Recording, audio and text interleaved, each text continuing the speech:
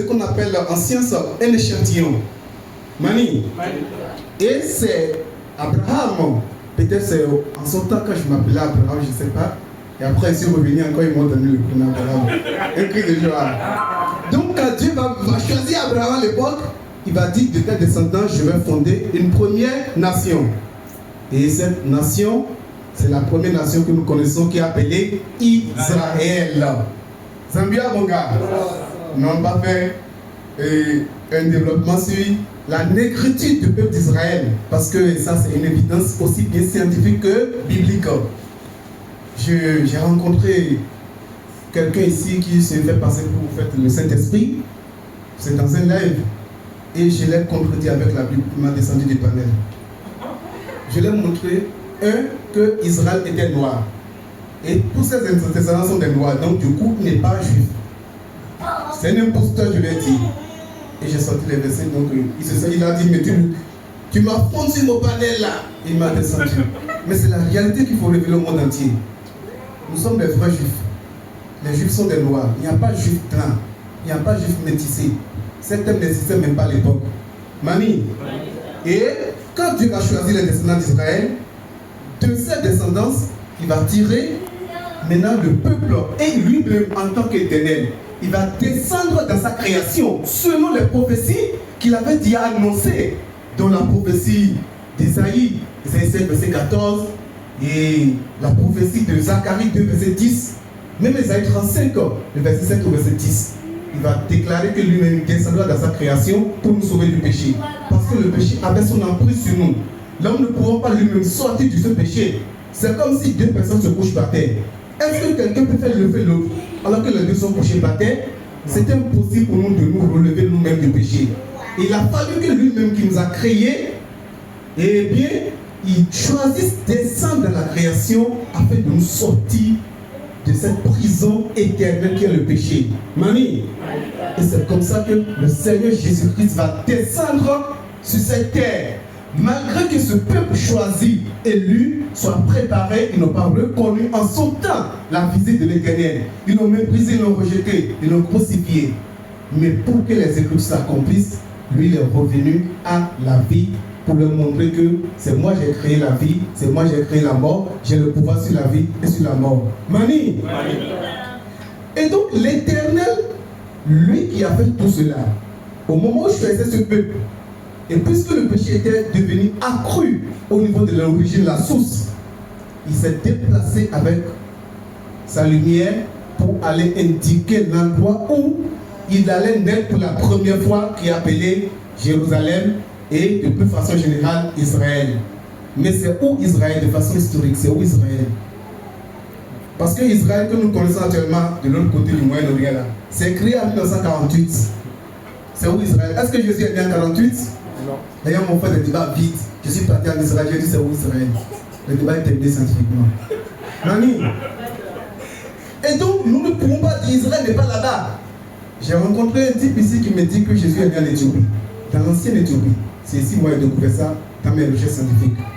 Et donc, Jésus s'est déplacé parce que c'est lui, il n'avait pas révélé son nom comme étant Jésus.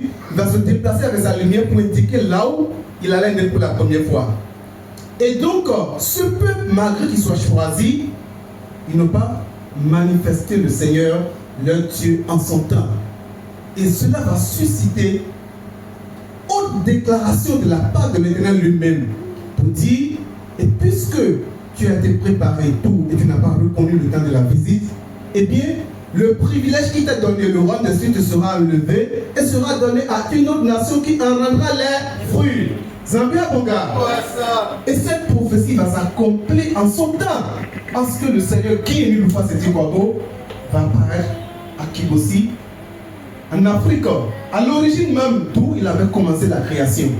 Et il va annoncer tout ce qui va s'accomplir et qui nous remue ici aujourd'hui. Qu'est-ce qui s'est passé? Le mont Karikari existait là, bien sûr, mais ce n'était pas symbole sacré pour les Congolais, ce qu'ils sachent, dans l'historicité du Congo. Mani.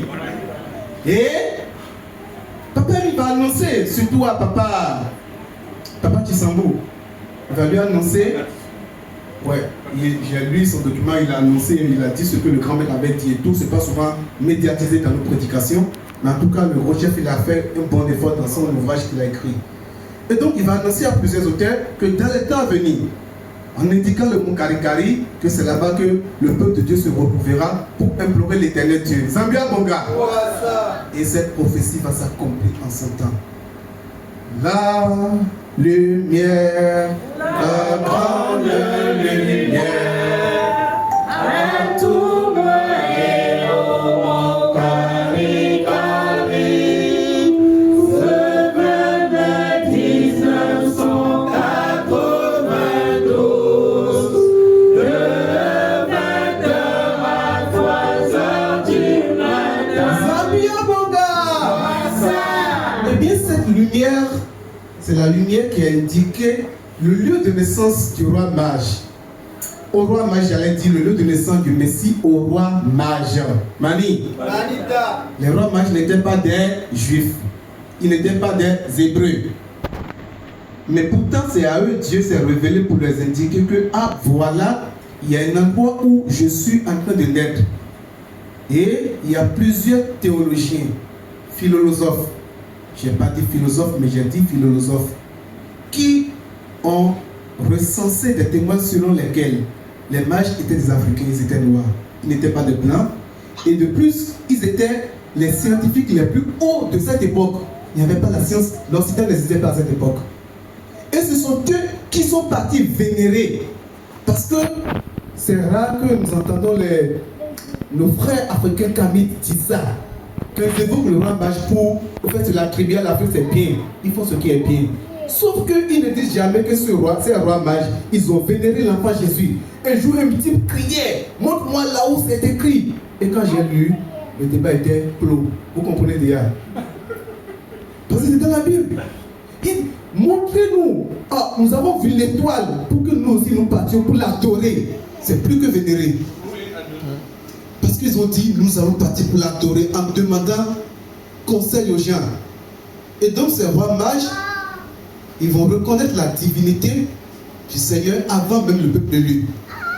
Et ils vont témoigner, ils vont venir adorer. Et tout ce qu'ils vont dire, cela va être oublié avec le temps à cause de notre incrédulité, ce qui continue jusqu'à aujourd'hui.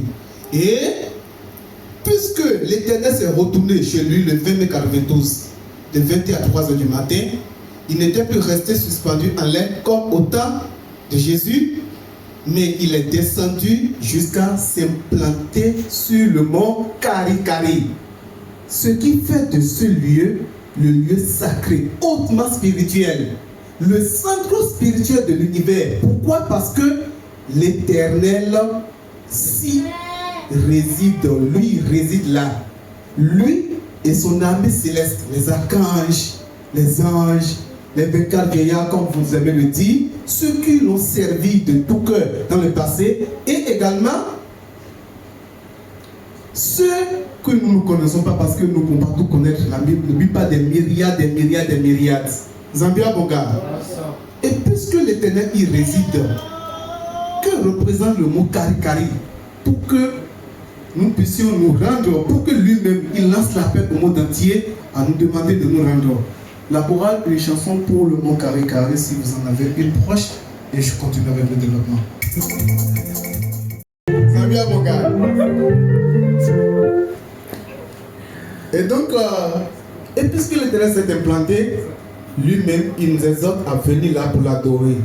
Sauf que certaines personnes vont dire, mais oh, mais Dieu n'a pas un lieu. Mais Dieu est partout. Et j'entends aussi les chrétiens dire, c'est vrai, Dieu est partout à la fois. Mais avant de nous créer, avant que les gens se retrouvent ailleurs, en Asie et dans les continents, ils étaient quelque part, n'est-ce pas? Ils étaient quelque part auparavant. Cela pourrait dire que l'Éternel Dieu, c'est quelque part, il a mis ses pieds là. Et c'est là il est resté. Il a dit maintenant, allez, multipliez-vous correctement. Zambia, mon gars. Et maintenant, nous avons multiplié, nous avons dépassé les limites planétaires. Mamie, il faut réduire la multiplication. Un cri de joie.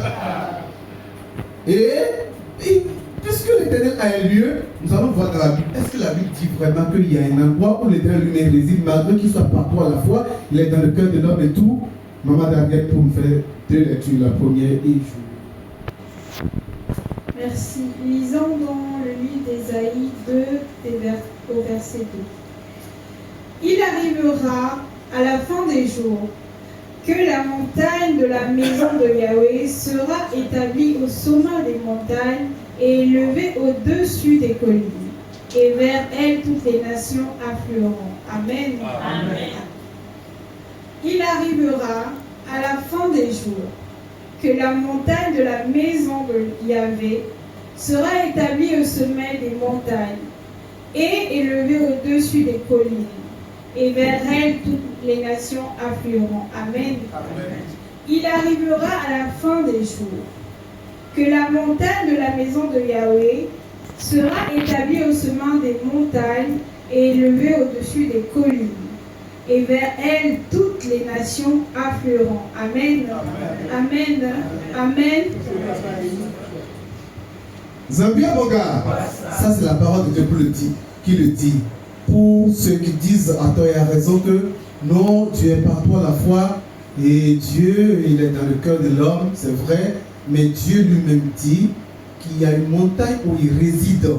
Or, cette prophétie d'Ésaïe, je rappelle que cette historicité, parmi les documents de Qumran qui ont été découverts par rapport aux anciens textes bibliques, c'est le seul verset, sinon c'est le seul chapitre qui a été retrouvé dans son intégralité, le chapitre d'Ésaïe. Et c'est la datation au Carbone 14 qui a permis de savoir que Ésaïe a écrit ce document 7 siècles avant la naissance de Jésus, c'est-à-dire avant notre ère. Mali. Et c'est à ce moment que le prophète disait cela, qu'il arrivera dans la suite des temps, que la montagne de l'Éternel sera située au-dessus des montagnes, qu'elle se lèvera pas au-dessus des collines et que toutes les nations entières y afflueront.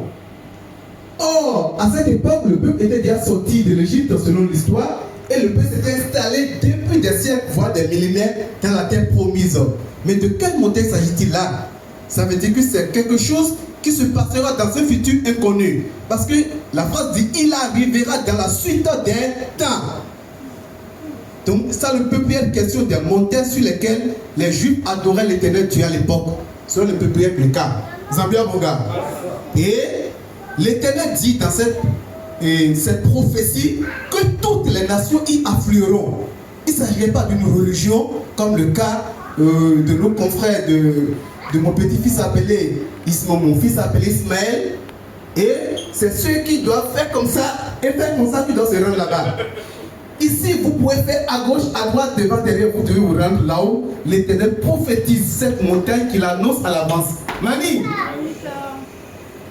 Et nous allons voir une seconde prophétie. Cette fois-ci, ça va être dans Deutéronome, c'est au moment de Moïse même. Quand Dieu remettait le Pentateuque, c'est-à-dire les lois à Moïse, nous allons voir ce que Moïse nous a dit à propos de cette montagne. Maman Tania. Lisons le passage dans Deutéronome 12 au verset 5. Mais vous le cherchez au lieu que Yahweh votre Dieu choisira parmi toutes vos tribus, pour y mettre son nom et en faire sa demeure. Et c'est là que tu iras. Amen. Amen. Mais vous le cherchez au lieu que Yahweh votre Dieu choisira parmi toutes vos tribus, pour y mettre son nom et en faire sa demeure. Et c'est là que tu iras. Amen. Amen. Mais vous le cherchez au lieu que Yahweh votre Dieu choisira parmi toutes vos tribus, pour y mettre son nom et en faire sa demeure. Et c'est là que tu iras. Amen. Amen. Amen. Amen. Amen.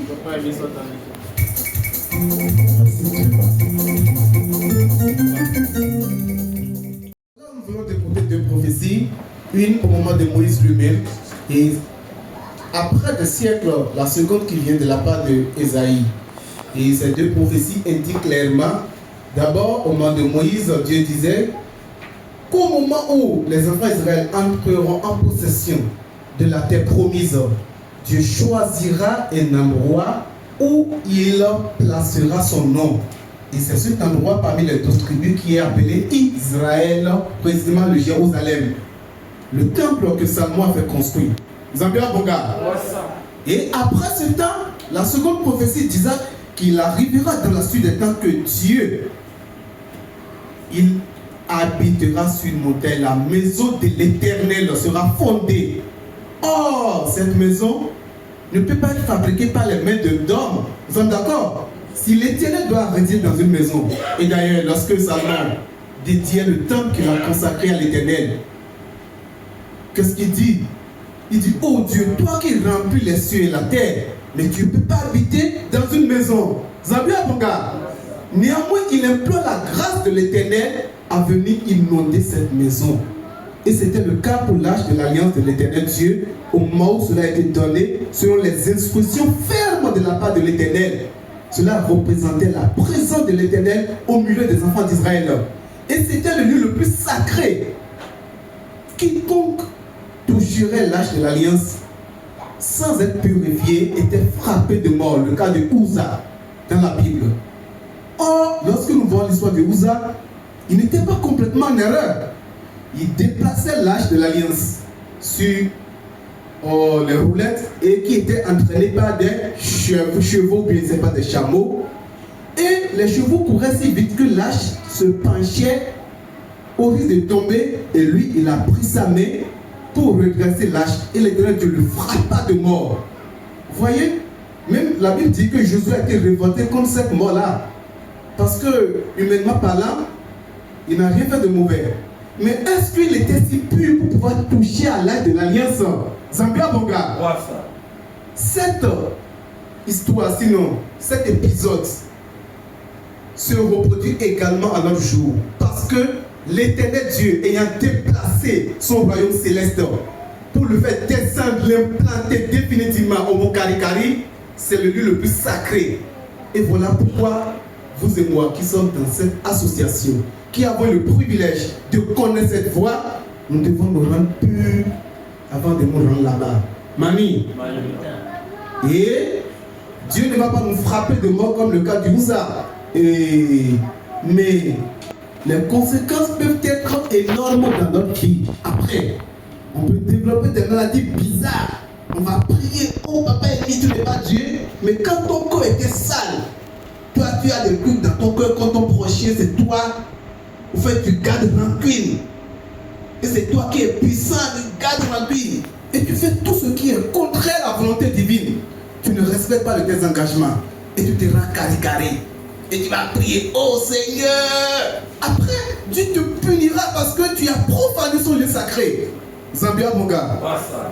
Ne sois pas comme les hypocrites dont parle la Bible. Et papa me dit que tout le monde doit s'y rendre là-bas. Et Dieu ne va pas nous faire du tort, il ne va pas nous faire du mal. Parce que ceux qui ne connaissent pas les 12 lois éternelles du Mont Karikari, mais Dieu ne va pas les punir lorsqu'ils viennent là-bas dans des situations ou dans des conditions impures. Au contraire, lui qui est amour, il sait qu'ils ne connaissent pas cette loi, il les protège pour ça. Mais nous qui connaissons ces lois-là, nous n'avons pas d'excuse devant l'Éternel. Mani, il n'y a pas d'excuse pour nous. Vous avez bien, mon gars? Alors, Dieu nous demande de venir au Mont Karikari pour l'adorer afin de recevoir tout ce dont nous en avons besoin. Qui ait jamais prononcé une telle parole sur la terre? Quel est cet homme, ce prophète, ce pasteur, cet éminent qui aurait jamais dit venez à moi, demandez tout ce dont vous avez besoin et vous le recevrez? Qui ait jamais dit ça? La preuve, depuis 88, je pense, où le grand maître s'est retiré physiquement. Lorsque vous rendez à Karikari, puisque moi je n'ai jamais été là-bas, vous voyez pourquoi il est assis là-bas? Ah, il n'est pas dans ce fauteuil là. Il pensait qu'il était dans un sofa assis là, il a des bacs bien longs là, il vous reçoit. Il dit à ma fille, à ma mirette là, à son temps là, tu veux quoi et tout?